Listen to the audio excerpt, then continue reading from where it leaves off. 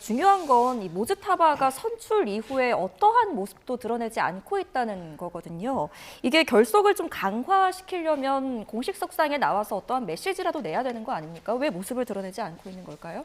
네, 이란 입장에서는 링 위에 올라가서 자기보다 힘센 두 사람을 상대로 1대2의 불리한 어떤 전투를 한 상황이기 때문에 국민들이 심리적으로 흔들릴 수가 있고 이럴 때 지도자가 나타나서 우리 싸웁시다라는 어떤 그런 단결의 메시지를 내야 되는데 모지타파가 후계자로 임명이 됐다고 하지만 지금 3일째 모습이 안 보이지 않습니까? 예. 뭐 언론들에서는 아버지가 그 폭격에 사망할 때 가차에 있어서 같이 부상을 당했다. 뭐 심지어는 모지타파도 사망한 거 아니냐라는 여러 추측이 나오는데 아직까지는 아무런 그 모습 보통 이럴 경우에는 직접 등장하지는 않더라도 영상으로라도 뭔가 존재감을 드러낼 수 있는데 3일 동안 아무 반응이 없다 보니까 사람들이 뭔가 분명히 좀 이상이 있는 것 같다라고 예상은 하는데 어쨌건 이란 당국이 모지타파를 처음 그 영상을 통해서건 직접 등장했을 때 어떤 메시지를 내놓고 어떤 모습일 것인가라는 것이 이번 전쟁에서 아마 결정적인 순간이 될 것으로 예상이 됩니다.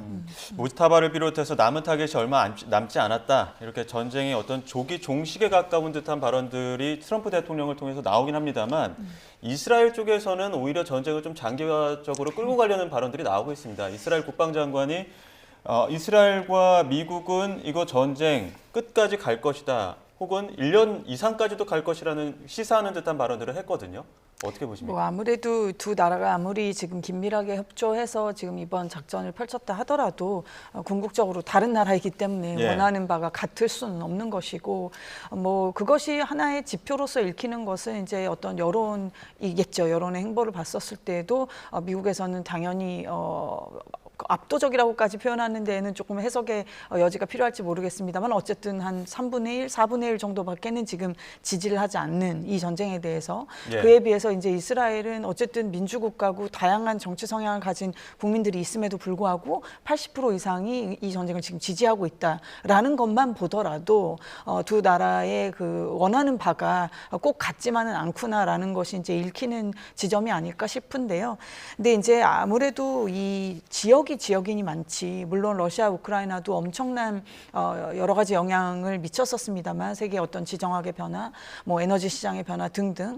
그러나 이 중동은 또 거기랑은 무게감이 더 다르다는 것을 우리가 당장 지금 유가로 볼 수가 있잖아요. 그래서 그렇기 때문에 이 부분은 특히 지금 올해 중간 선거를 앞둔 트럼프 행정부 입장에서 봤었을 때 이 물가라고 하는 부분은 너무나도 이제 소위 표랑도 직결되는 문제이고 해서 이 부분은 아무튼 좀 백악관과 또 이스라엘 또 정부와의 어떤 그런 좀 조율이 필요한 부분이겠습니다만은 저는 그렇게까지 미국이 지금 어떻게 장기로 이것을 끌고 가는 것을 원한다라고 생각하지는 않습니다. 네. 네. 자, 종전 시점에 관해서 미국과 이스라엘의 속내도 다르지만요. 이 트럼프 미국 대통령에 이어서 백악관도 조기 종전을 거듭 시사했지만 이란은 조금 다른 것 같습니다. 미국이 일방적으로 승리를 선언해도 종전은 없다 이렇게 맞받아쳤습니다. 전쟁 출구에 대해서도 극명하게 다른 반응을 보였습니다. 먼저 듣고 오시죠. Operations will end when the commander-in-chief determines the military objectives have been met, fully realized, and that Iran is in a position of complete and unconditional surrender, whether they say it or not. به ترامپ ارباب کودک آزار صهیونیست‌ها و سازمان موساد مکرر هشدار داده ایم که جنگ را شما آغاز می‌کنید ولی پایان آن را ما تعیین می‌کنیم. 네, 이거 미국과 이란의 신경전입니까? 아니면 이란에게 정말 아직까지 싸울 여력이 남아 있다고 봐야 되는 겁니까? 정확한 데이터가 뭐 나와 있는 건 아니지만 그냥 객관적으로 저희가 언론을 통해서나 여러 가지 소식을 통해서 볼 때 미국이 군사적으로 우세한 것은 분명한 상황이고요. 보통 이렇게 전쟁이 벌어지고 있는 상황에서 종전을 이야기할 수 있는 쪽은 더 주도권을 갖고 있는 쪽에서 내가 원하는 시기에 끝낼 수 있다고 하는데 지금 미국은 그런 식의 그 발언을 하고 있는 것이고 상대적으로 당하고 있는 이란 입장에서는 미국의 발언을 인정할 수는 없고 그렇다고 해서 뭐 당장 휴전할 수도 없는 노릇 아니겠습니까? 근데 이란 입장에서도 계속적인 항전 의지를 밝히고는 있지만 이란도 매의 장사 없다는 것처럼 무한대로 전쟁을 끌고 갈 수 없거든요. 어떻게 보면 이란에서는 이번에는 참고 다음번을 노리자라고 생각한다면 어느 순간에서는 이란도 명분을 가지고 이 전쟁을 멈추기를 원할 텐데 아마 그 이란의 명분을 준다는 측면에서 트럼프 대통령이 앞으로 남은 한 3, 4주 동안 여러 가지 노력을 할 것으로 보입니다. 예, 이란 대통령은 또 한편으로 종전 조건을 내걸기도 했습니다. 보상금이랑 침략 재발 방지책을 요구를 했는데 보장을 요구했는데 여기에 대해서는 이란 혁명 수비대가 대통령의 어떤 발언들에 대해서 좀 따라올 수 있을지 이 부분도 의문이거든요. 글쎄, 결국은 이번에 모스타파가 선출이 된 것도 그것이 어떻게 합리적인 선택이었고 아니고는 좀 내려놓고서라도 자체하고서라도 결국은 내부에서의 어떤 역학관계상 이란 혁명 수비대의 입김이라고 할까 그들의 어떤 권세가 더 투영이 된 결과라고밖에 볼 수 없을 것인데 뭐 그들 입장에서 봤었을 때는 지금 앞서 말씀하셨다시피 지금 실장님께서 말씀하셨다시피 뭐 군사적 우와 열을 따지자면 당연히 그렇겠습니다만은 당장 이 정권이라고 하는 것이 무너져선 안 된다는 것이 먼저 그들의 머릿속에 가장 최우선 순위로 있다라고 생각을 한다면 그러한 어떤 조건을 지금 으로써 이렇게 어떤 양보하고 협상하는 형국으로 나아갈 수가 있을지 그 부분이 사실 제일 걱정인 것이죠, 사실. 그래서 이것을 힘으로 정말 압도를 해서 다 제거를 그럼 할 것인지, 그럼 앞서 말씀드렸듯이 그렇게 제거할 수 있다 하더라도 그 후에 또 오는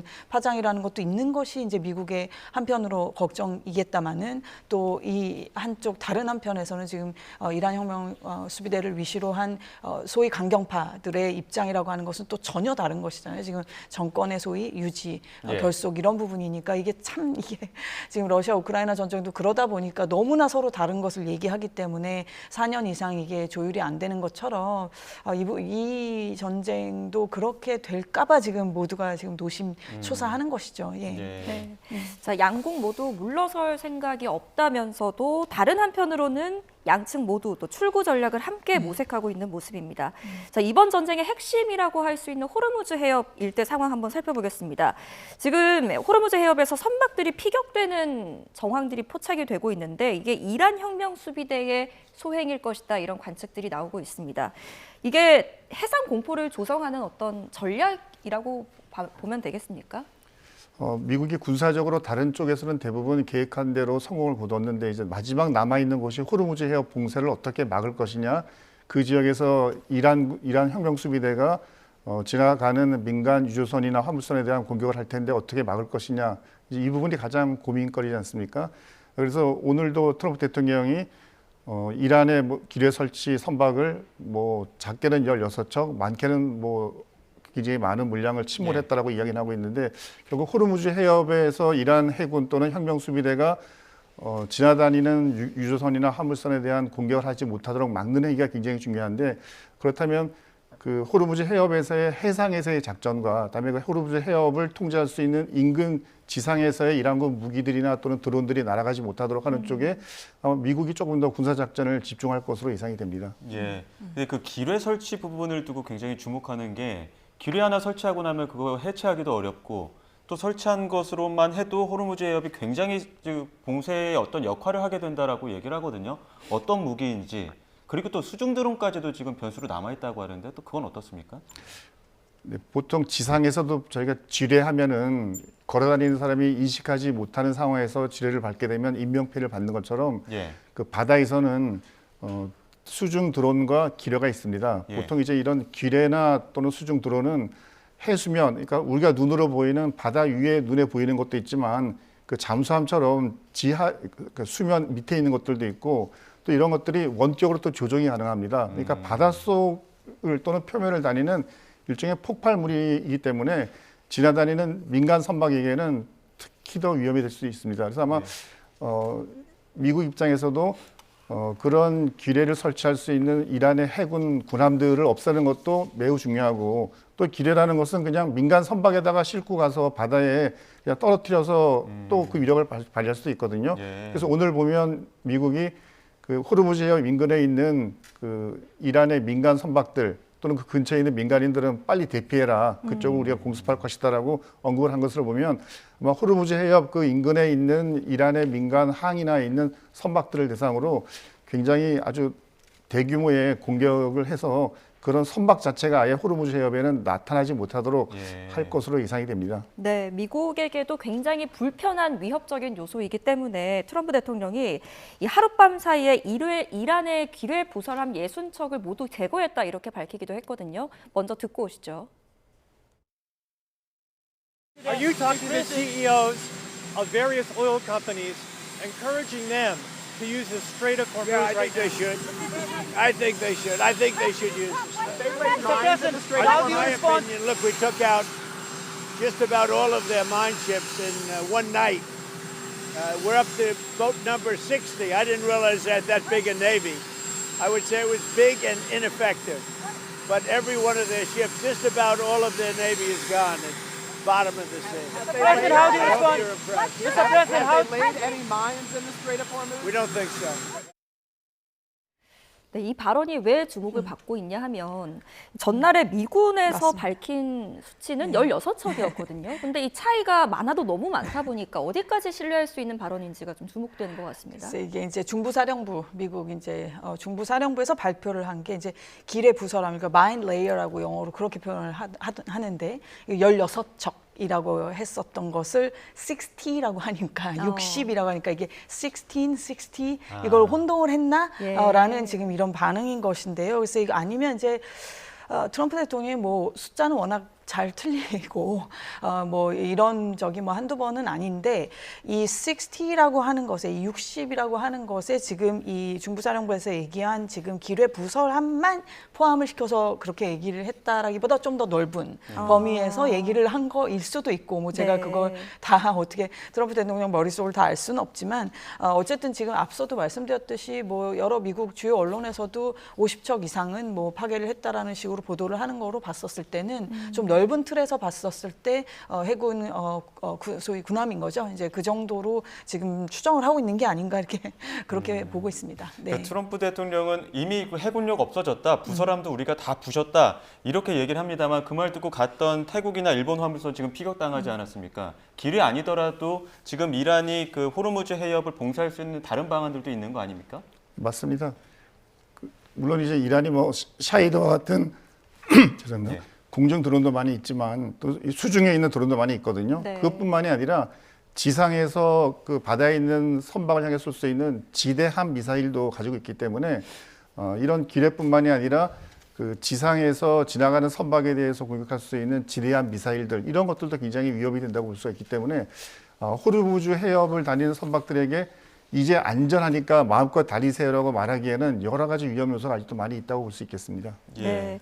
자, 결국 문제는 이 호르무즈 해협이 불안해진다면 가장 먼저 흔들리는 게 국제 유가일 겁니다. 사실상 이 전쟁의 성패를 좌우한다고 해도 과언이 아닐 텐데요. 트럼프 대통령은 이 짧은 시간 내에 정상화를 장담하고 있지만 이란은 $200 각오해라 이렇게 얘기하고 있습니다. 듣고 오시죠. We're doing our job. So we had to take an excursion, but it's doing well. The market's holding up well. I figured we'd be hit a little bit, but we were hit probably less than I thought, and we'll be back on track in a pretty short while. Prices are coming down very substantially. Oil will be coming down. It's just a matter of war. That happens you can almost predict it. I would say it went up a little bit less than we thought. It's going to come down more than anybody understands. که با گسترش جنگ در منطقه اعلام کردیم منتظر بشکه‌ای $200 باشید. 네, 트럼프가 그야말로 진정해라. 곧 다시 정상화될 것이다 이렇게 얘기하고 있는데 시장은 좀 반대로 움직이는 것 같아요. 글쎄 워낙 지금 원유값이 등락 폭이 너무 커서요. 뭐 전쟁 직후에는 이제 뭐 브렌트유 기준으로 봤을 때 뭐 $117까지 갔었으니까 이거는 뭐 소위 말하는 원유값의 그 심리적 마지노선을 우리가 $100를 얘기하지 않습니까? 네. 그걸 훌쩍 넘어섰다가 또 이제 트럼프 대통령 어떤 발언으로 인해서 뭐 $90대로 쭉 내려왔다가 지금 이런 굉장히 심한 그 변동 상황을 보여주고 있는데 글쎄 이것은 이제 전반적으로 봤을 때는 그렇습니다. 지금 트럼프 대통령 말을 빌려도 그렇고 이론적으로 말하면 저 말이 맞죠. 이게 단기간에 끝난다라고 한다면 뭐 원유 공급 자체가 지금 모자란 것도 사실 아니었었고 네. 그러니까 전반적으로는 오히려 더 안정이 될 거다라고 하는 게 이론적으로는 지금 맞는데 이제 방금 또 이란 쪽의 그 발언도 봤다시피 이란은 지금 조금 표현이 죄송하지만 이건 거의 지금 약간 물귀신 작전이란 말이죠. 이걸 예. 다 지금 걸프만의 그 다른 산유국들도 지금 끌어들이는 오히려 전략. 그럼 이건 그들이 왜 그러냐라고 했었을 때 그들이 이걸 정말 전쟁을 장기전으로 가기를 정말 원해서이냐?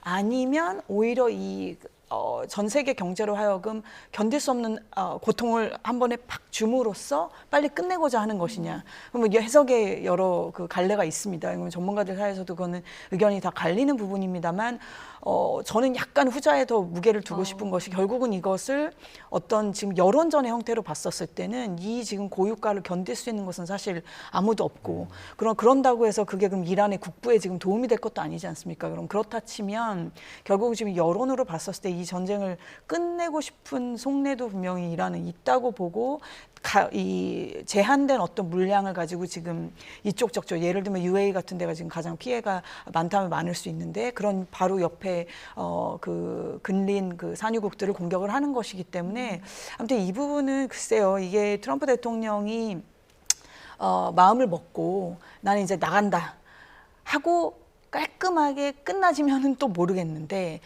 그렇게 해서 미국이 빠져나갈 수는 있겠지만 나간다고 해도 또 그 남은 숙제들이 어떻게 될 것인지가 그런 부분이 올해 좀 계속 좀 글로벌 경제를 좀 괴롭힐 것 같다는 생각도 들어서 좀 크게 걱정이 됩니다. 예, 네. 그런 것 때문에 이제 트럼프 대통령 비롯해서 에너지부 장관까지 네. 나서서 시장 달래기에 나서고 있습니다. 또 미국은 전략 비축유 1억 7천만 배럴 방출할 것이다 이렇게 얘기했는데 그것도 시장을 달래거나 유가를 잡는 데는 좀 역부족한 상황 아닙니까?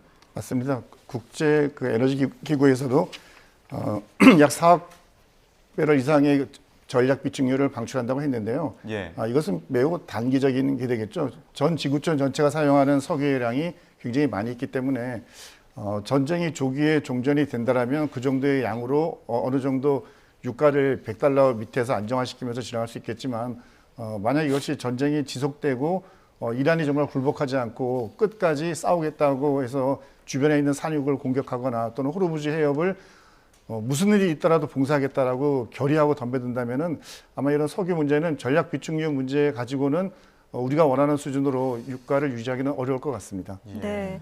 자, 지금까지 말씀을 나눠봤던 것처럼 전쟁이 장기화될 가능성이 커진다면 또 하나의 문제가 바로 군사 자원의 소모일 텐데요. 실제로 최근에 미국 전력에 대한 우려가 나오고 있습니다.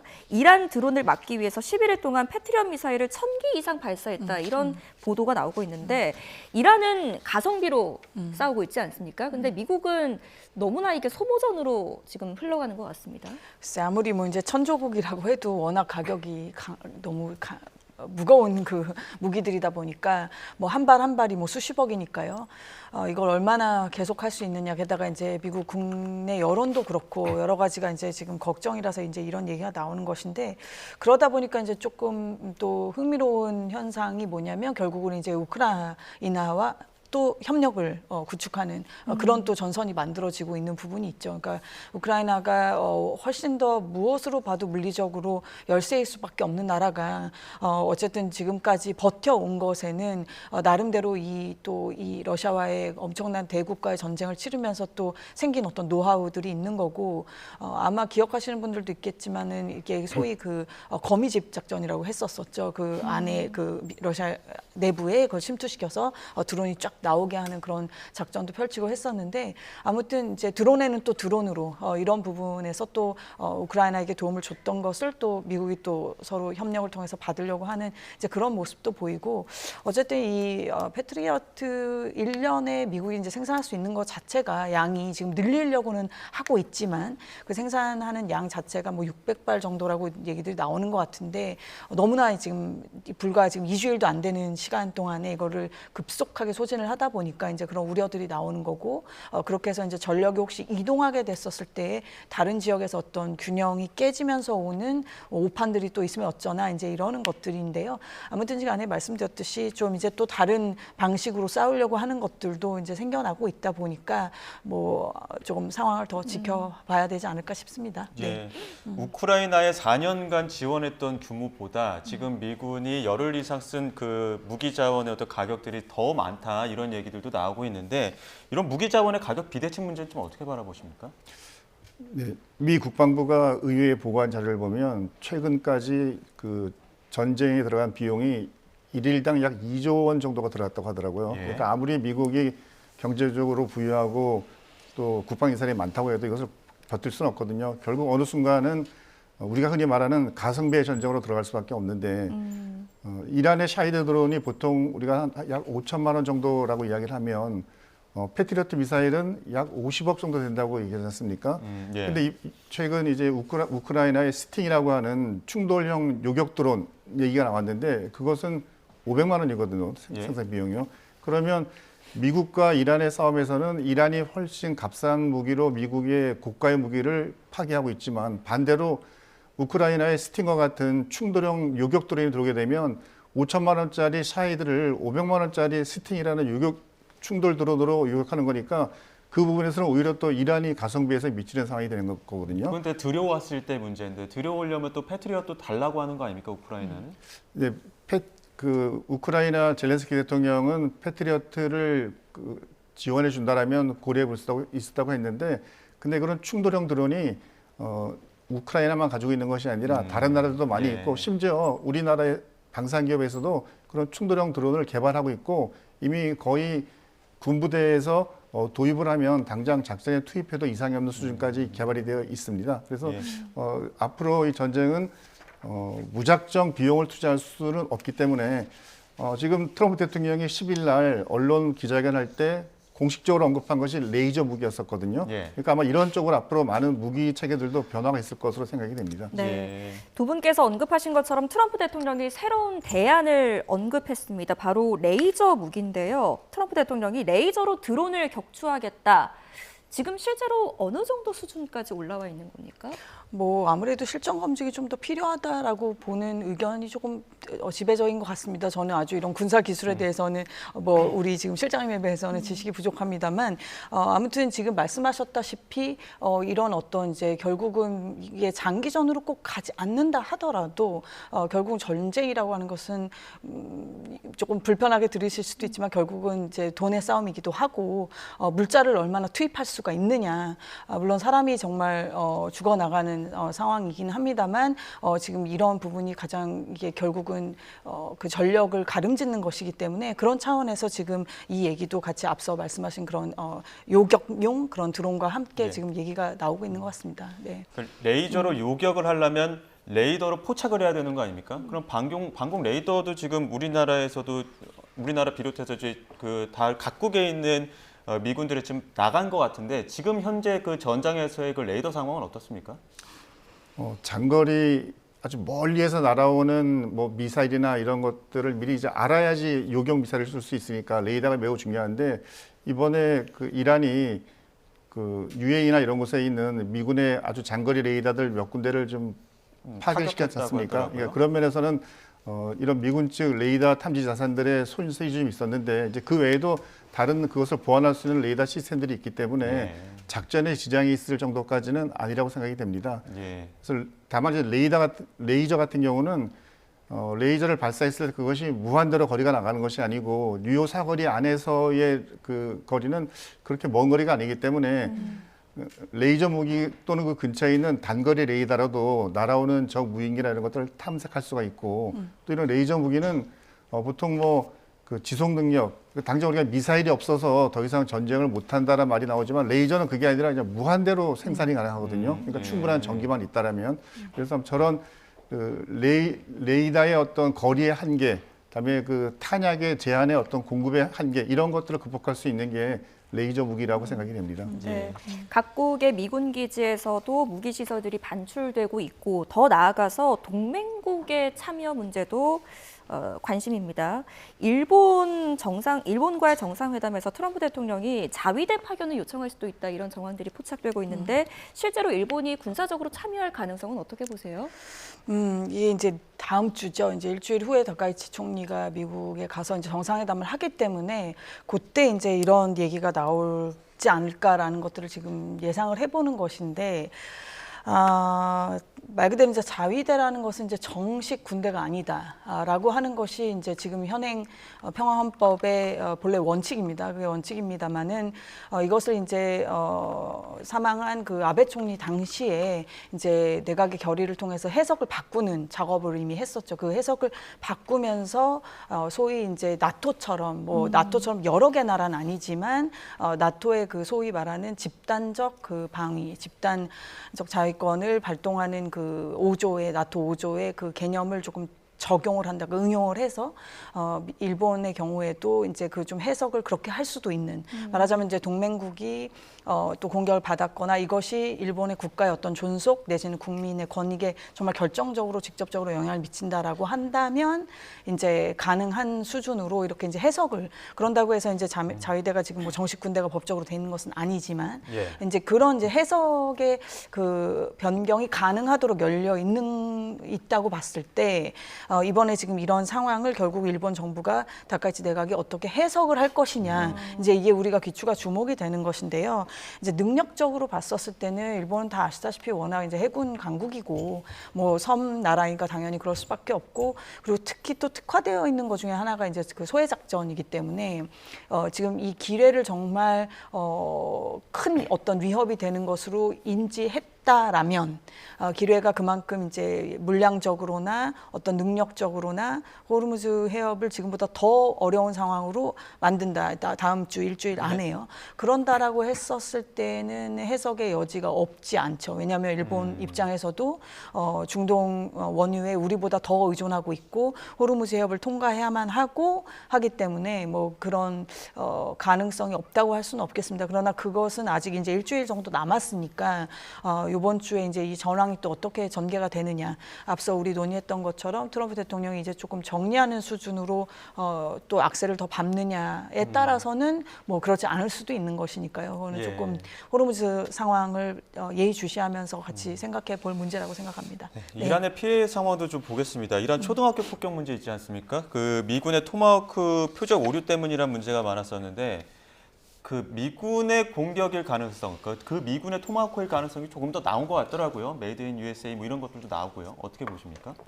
네, 이란 측에서 최초 그 미사일이 떨어지는 영상을 그 공개를 했었고, 그다음에 영상을 확대해 보니 미사일의 외형이 토마호크 미사일하고 외형이 똑같았다라는 게 첫 번째였었고, 두 번째는 그런 토마호크 미사일은 그 지역에서 미군밖에 사용하지 않는다. 세 번째는 이란이 그 떨어진 부품 잔해들을 다 종합해가지고 보니까 그 안에 부품 중에 하나에서 메이드 인 USA가 있다. 그래서 이런 걸 종합해 봤을 때 이것은 미군이 발사한 것이다라고 하고 또 뭐 일부 그 분석한 보고서에는 보면 미군이 그 표적을 판단할 때 뭔가 좀 오류가 있지 않았는가. 그러니까 이란 해군 부대나 시설을 공격하려고 했는데 표적을 잘못 선정하는 바람에 인근에 있는 학교에 떨어진 것이 아닌가라는 분석까지 나오고 있지만 또 워낙 너무 민감한 문제이기 때문에 최종적인 결과가 나올 때까지는 조금 더 지켜봐야 될 것 같습니다. 네. 자, 이 전쟁의 파장이 중동 전역으로 번지고 있다는 점도 우려되는 부분입니다. 특히 레바논과 아랍에미리트 같은 주변 국가들까지 공격 피해가 발생하고 있는데요. 트럼프가 우리는 레바논 국민 사랑하고 레바논도 사랑하지만 헤즈볼라는 없애야 한다 이런 이야기를 했거든요. 앞으로 전황 어떻게 예상하십니까? 그러게 말입니다. 이게 좀 민간인 피해가 자꾸 늘어나는 것 같은 양상이라서 좀 안타깝고 지금 두바이 같은 경우도 그 인근 그 드론 공습으로 외국인이 지금 4명이 부상했다는 보도가 있었습니다. 뭐 그중에 가나인도 2명, 방글라데시인 1명, 인도인 1명 이렇게 해서 4명이 부상을 입었다는 그런 소식도 전해졌는데 네. UAE가 조금 좀 집중적으로 공격을 받고 있는 뭐 이유가 여러 가지가 있죠. 이제 미군 기지가 있는 것도 있고 뭐 산유국에서 아주 중요한 그런 시설들을 갖고 있기도 하고 그래서 뭐 탄도, 드론, 뭐 지금 순항 미사일 다 날라오고 있는데 나름 뭐 90% 정도 막아내고는 있다라고 하지만 그래도 영토 내에 지금 그 좁은 나라에 지금 떨어지고 있는 부분이 있어서 이런 것들이 참 걱정이고요.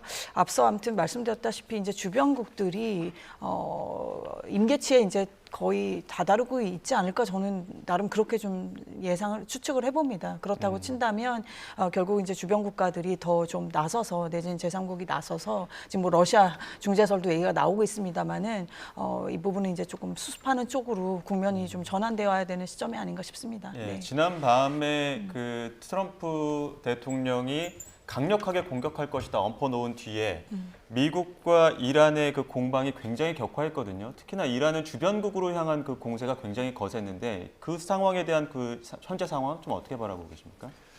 트럼프 대통령이 기자회견을 하고 그다음에 바로 이어서 헤그세스 전쟁부 장관이 또 기자회견을 하면서 그날 밤, 그러니까 어젯밤이 되겠죠. 이란에게 가장 고통스러운 밤이 될 거다라고 얘기를 했었고 실제 테헤란 쪽 시민들의 얘기를 들어보면 그날 밤에 미군과 이스라엘군의 어떤 폭격이나 이런 것들이 우리가 상상하는 것 이상으로 굉장히 컸다고 증언하고 있거든요. 그래서 지금도 보면 여러 곳으로 미군과 이스라엘이 공격을 하고 있는데 이란 입장에서는 제공권이 없다 보니까 미군과 이스라엘군의 공군 전투기나 폭격기에 대한 대응은 사실 전혀 손을 놓고 있는 상황과 마찬가지고 결국 할 수 있는 것은 걸프만 주변에 있는 같은 아랍 국가들 대상으로 간헐적으로 미사일이나 샤이드 같은 드론을 발사하는 것 외에는 달리 대응할 게 없는 상황이기 때문에 아마 당분간은 이란은 그냥 최소한의 그 반격 수준에서 미사일과 드론을 공격에 이용할 것으로 보입니다. 예, 아무래도 전쟁은 빨리 좀 끝났으면 하는 바람도 있고 또 민간인 피해 무엇보다 좀 없었으면 하는 바람입니다. 여기까지 듣겠습니다. 임은정 공주대 국제학부 교수, 엄효식 한국국방안보포럼 방산안보실장 두 분과 함께했습니다. 고맙습니다. 감사합니다.